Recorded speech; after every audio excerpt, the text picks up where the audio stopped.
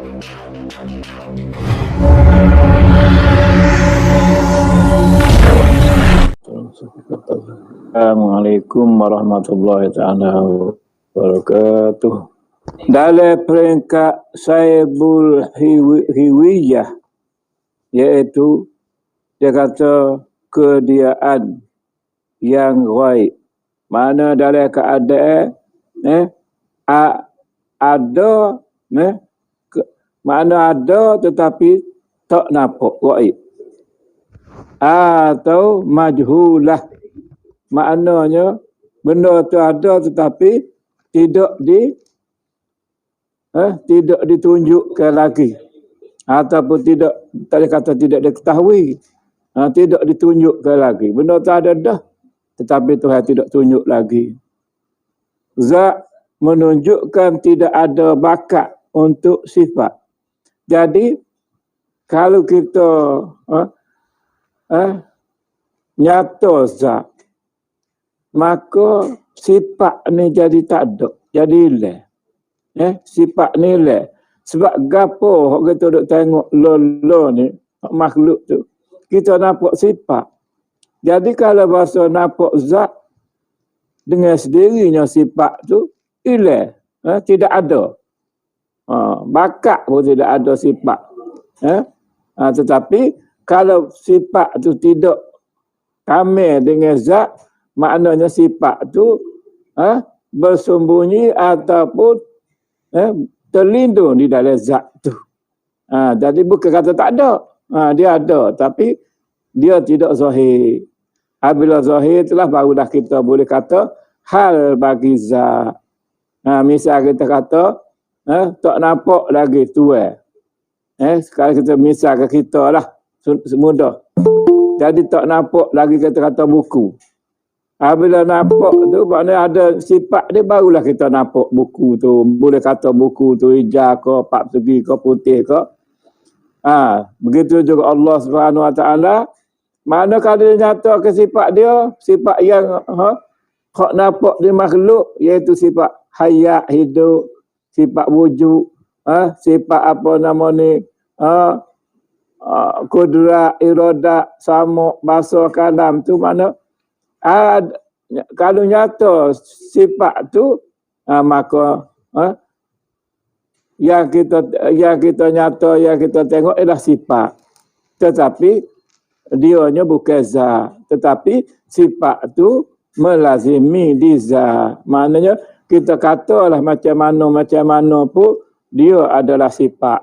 Jadi ketika sifat ni tak nyata lagi, maka zat tu nama dia majhulah. Tidak boleh dikatakan zat tu. Hanya yang nyata kepada dia wujud semata-mata.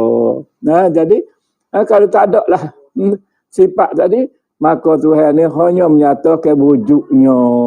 Lagu mana sifat tak nyata belaka. Ada ke tak? Ada. Lagu tu. Tetapi apabila Tuhan ni jadikan makhluk, barulah nyata sifat dia. Jadi makhluk tu nyatalah sifat ilmu, sifat kudrat, sifat iradat. Jadi nyatalah juga sifat-sifat lain. Lagu tu. Zat menunjukkan tidak ada bakat untuk sifat. Kata dia, kalau nyata zat, sifat tak nyata dah. Di sini ianya tidak dapat dikatakan apa-apa. Jadi kalau bahasa zat semata-mata, tak boleh nak royak. Tak boleh nak royak. Ibarat ginilah kalau makhluk. Ibarat makhluk, kita makan buah moktel. Bila makan buah moktel, pengakhiran dia apa dia? Manis. Kita berkata manis. Tetapi walaupun kita kata manis, manis tu sifat dia. Tetapi diri buah moktel manis tu tak boleh nak ukur. Misalnya kalau bahasa hak makan tu A, maka manis di A dengan manis di B hak makan buah moktel sama, tidak sama. Jadi manis tu saja tidak sama dah. Padahal manis tu sifat. Tetap zatnya buah motel. Jadi manis tu tidak sama. Kalau ambil buah sama, kerak-kerak buah tu bagi 5 orang, maka walaupun manis tidak sama. Masing-masing nyata manis tu ikut qadar dia. Apatah lagi Tuhan yang maha yang tidak serupa dengan makhluk ni, maka kalau nyata pun maknanya tak boleh kata berapa. Tak boleh katakan apa-apa. Ia hanyalah mungqati'ul isyarah. Dia hanya nak mengatur ke isyarat saja. Jadi dia tubik kata tu bukan lagi zat tapi sifat. Sebab kalau kita perihal bagi zat tu sifat nama dia. Kita kata zat Tuhan ni zat Tuhan ni wujud, zat Tuhan ni kidal, zat Tuhan ni apa nama ni tahu, zat Tuhan ni berkehendak. Jadi bila kita sebut gitu maka menyatakan sifat dia, tapi bukanlah nak royak zat dia, tapi hanyalah nak royak sifat dia saja. Jadi hak nyata tu sifat dia apabila nyata benda tu di zat. Jadi kalau sifat tu melazimi zat barulah nyata. Tapi nyata tu nyata sifat bukan zat. Sebab itulah ada hadis mengatakan tafakkaru fi khalqillah wala tafakkaru fi zatillah. Fikirlah tu tengok Tuhan buat, maksudnya tengok pada makhluk ni lah. Tengok pada makhluk ni, tengok Tuhan gak. Tengok pada makhluk, tengok hayat dia, tengok ilmu dia, tengok iradat dia, tengok dia. Maka sifat ni sifat yang bangsa maujudat ni nyata di makhluk belaka, nyata di kita lah. Kita tengok kita nyata hayat, nyata ilmu. Tapi sifat tu sifat Tuhan, bukan sifat kita. Ada orang mengajar dia kata Tuhan wipin je. Macam mana sifat yang qadim boleh bui kepada makhluk adalah mustahil. Mustahil sifat yang qadim boleh duduk di makhluk. Sebab itulah dalam kitab Usul Din dia kata lagu mana? Dia kata ta'alluq kudrat dan iradat ni bukan kepada yang wajib, mana sifat Tuhan yang wajib, dia bukan kepada yang mustahil, sifat Tuhan yang mustahil, hanyalah takluk kudrat iradat kepada yang harus. Yang harus ni mana? Makhluk lah. Ni sifat yang harus bagi Tuhan ialah sama ada mengadakan makhluk atau meniadakan makhluk. Itu sifat harus bagi Allah Ta'ala. Jadi dia takluk kudrat iradat ni hanyalah bagi sifat yang harus. Gitu. Mana takluk dia bagi makhluk. Gitu.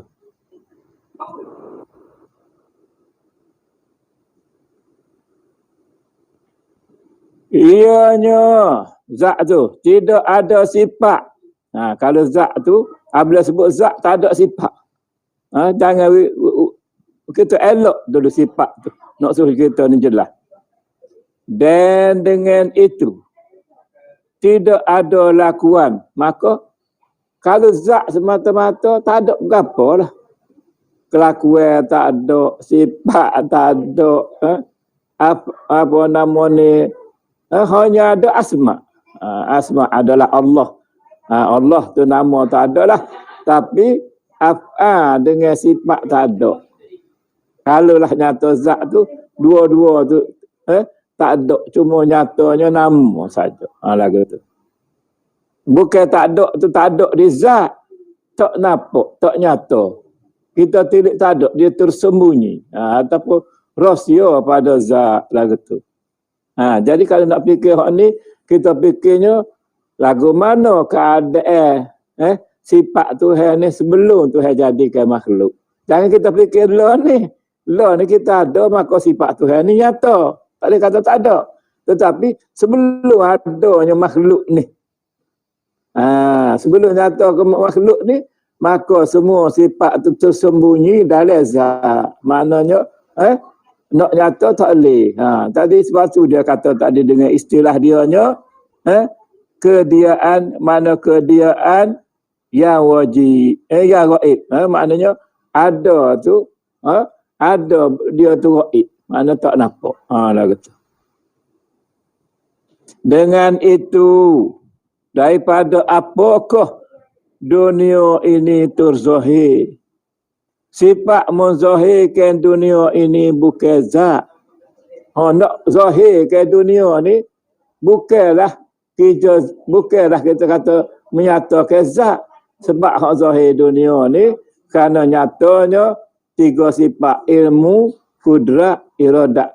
Nyata di zat sifat ni lah baru terjadinya makhluk ni alam ni. Lah gitu. Nyata sifat ilmu Tuhan tahu Tuhan nak buat tu, nyatanya iradat ada kandak Tuhan nak buat. Kemudian apabila nyatanya kudrat Tuhan buat.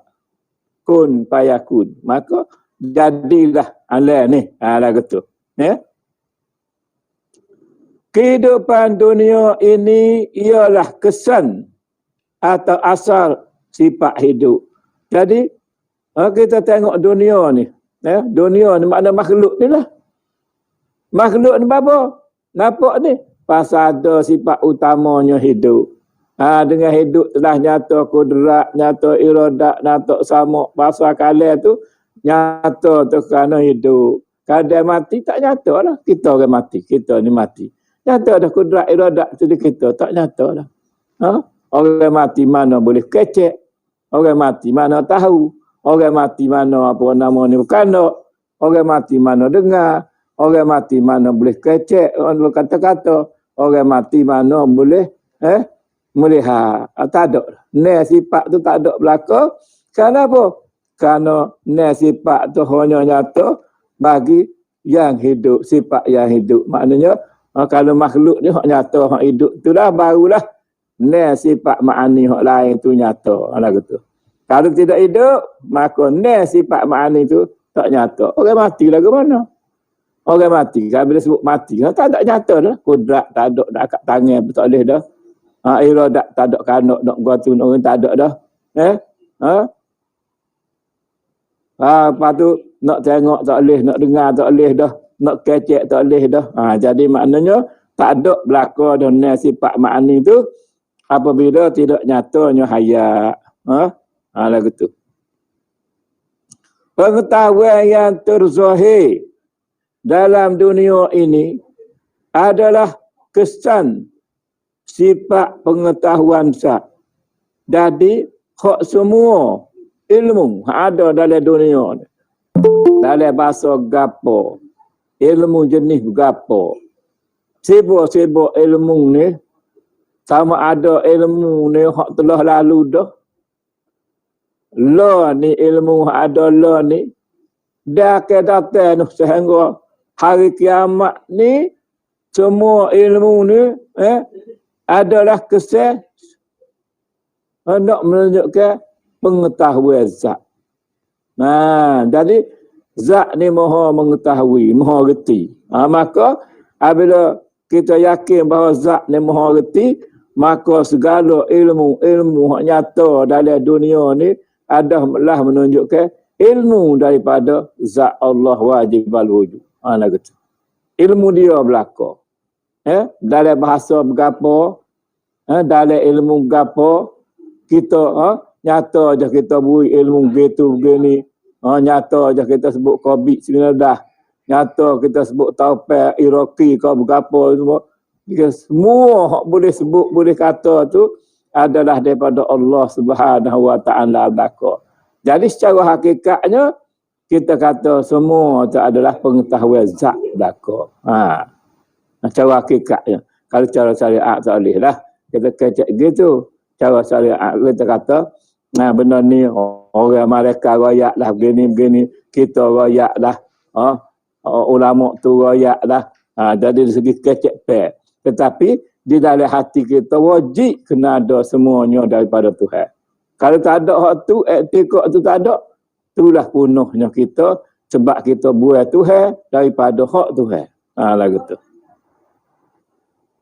Begitu juga iradat, kuasa, pelihatan, percakapan dan lain-lain tu semua tu nyata tu kerana nyatanya hayat. Lagu tu nak royak lagu tu lah. Adalah kesal sifat-sifat yang aktif. Dari sifat yang aktif ni, sifat-sifat yang nyata, yang menunjukkan boleh buat kerja, yang menunjukkan ada satu aktiviti. Itu yang aktif ni. Oleh itu, baik dan jahat adalah daripada sifat, bukannya daripada zat. Hak tu saya sebut. Sifat ni apa buat gini, buat ni jahat, buat ni baik tu, hanyalah nak menyatakan sifat saja. Sifat apa? Yang kita boleh buat jahat baik ni, sifat ilmu, kudrat, iradat. Sifat tu nyata. Dah nyata kita buat jahat, jahat. Nyata kita buat baik, baik. Di sisi kita ni, kita siapa? Kita manusia, dia jin saja yang dikatakan buruk baik ni. Bukanlah kepada binatang, kepada pokok, kepada malaikat, kepada setan. Tidak kelas dia, kelas kita. Dipanggil kelas mukallaf. Mukallaf kita ni. Jadi oleh kerana kita mukallaf, maka ada buruk baik. Kalau orang gila, tak ada dah buruk baik. Kalau budak kecil, tak ada dah buruk baik. Bagi dia. Hanya yang ada buruk baik ni, bagi yang taklif mukallaf, ataupun yang taklif, iaitu orang mukallaf ni, pertamanya dia boleh mikir, berakal. Yang keduanya, dia tu siapa umur. Kata siapa umur, kita tak panggil lagi dia mukallaf. Lagu tu lah.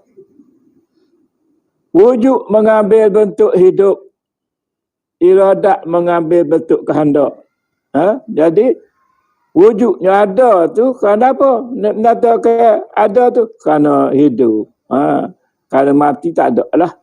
Jadi hidup tu maknanya ada. Iradat mengambil bentuk kehendak. Iradat tu kalau kita agak menentukan planning lah, perancangan. Nak racau go tu ada, nak buat go ni, nak buat go tu semua tu iradat. Pengetahuan bentuk akal. Pengetahuan ilmunya mikir itulah. Kalau kita tak mikir, bentuk akal, mikir. Niat jatuh pada kita belakang ni. Dan seterusnya maknanya hak lain pada pengetahuan sama nyata kepada kau. Sama nyata kepada ada bunyi kalau duduk kita. Kalau tak ada bunyi, tak tahu benda tu. Sama tak boleh nak reta. Tak boleh nak zahir. Tengok, nampak ni nyata di cahaya. Ada cahaya nampak lah. Kalau tak ada cahaya, tak boleh nampak. Ataupun kerana mata kita tak buta. Dah kata dua keadaan tu. Lagu tu lah misalnya. Segala ini terzahir melalui anggota. Anggota kita lah. Anggota yang zahir ni. 7 anggota tu. Maka segala tu zahir. Makna nyata yang kita boleh nampak, boleh kenal tu. Kerana ada anggota tu lah. Organ-organ anggota tadi. Iradat berbentuk hati. Kita kanduk gua ni. Menunjukkan di hati. Kuasa berbentuk otak. Makna nak buat gitu gini cara mikir. Dengar telinga. Lihat mata. Lihat mata. Cakap lidah. Atau cakap lidah. Tiap-tiap zarah atau atom adalah bentuk satu sifat. Setiap zarah. Setiap zarah atau atom. Maknanya zarah atau atom ni kita kira benda yang halus. Yang paling halus tadi. Walaupun dia paling halus. Dia tu adalah bentuk satu sifat. Bentuk satu sifat. Sifat pengetahuan dan iradat mengambil bentuk sebagai dunia di dalam wahdah. Jadi atom ni makna benda yang paling halus sekali. Nak royak walaupun dia halus, maka bentuk dia tu adalah sifat juga. Bentuk dia tu sifat. Pasal dia berbentuk. Lah gitu. Pengetahuan dan iradat mengambil bentuk sebagai dunia. Pengetahuan mana ilmu, iradat mana kehendak, mengambil bentuk sebagai dunia dalam wahdah. Maknanya, dia takluk kudrat iradat ni ala wahdah lagi. Ala wahdah ni, hak kita duk ngaji tu sebagai titik lah. Jadi, hak kita duk cara zat tadi, tak bukan titik, kosong lagi. Dia bulat tu, kosong. Apabila wahdah ni ada titik, titik. Titik tu, sudah ada pengetahuan, dia sudah ada sifat kehendak. Tapi benda tu, alam ni, makhluk ni tak ada lagi. Pada wahdah tu tak ada lagi. Cuma nyata tu dalam bentuk Nur Muhammad. Ini dipanggil Nur Muhammad. Dan Nur Muhammad daripada zat, daripada nama zat yang dinamakan Nurullah. Daripada Nurullah.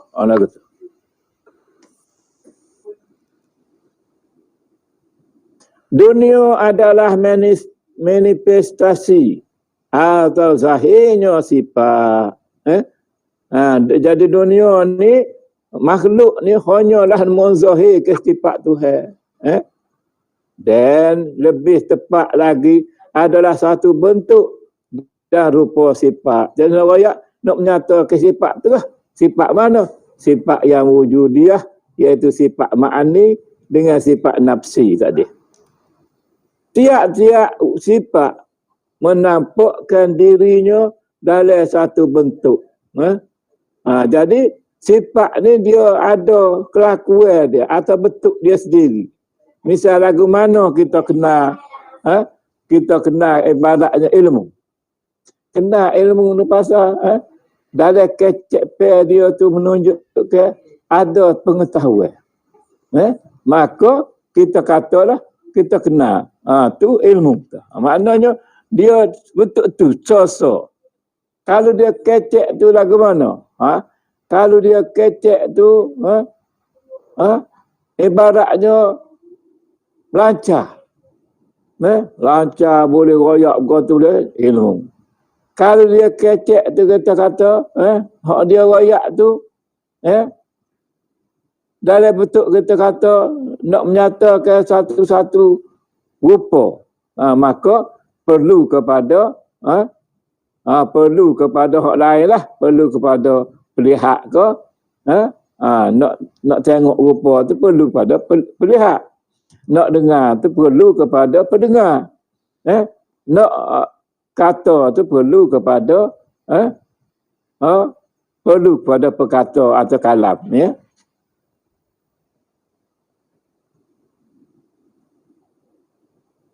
Persamaan dan perbezaan dalam bentuk adalah kerana persamaan dan perbezaan dalam sifat. Jadi, hak beza tu hanyalah nak menyatakan beza sifat saja.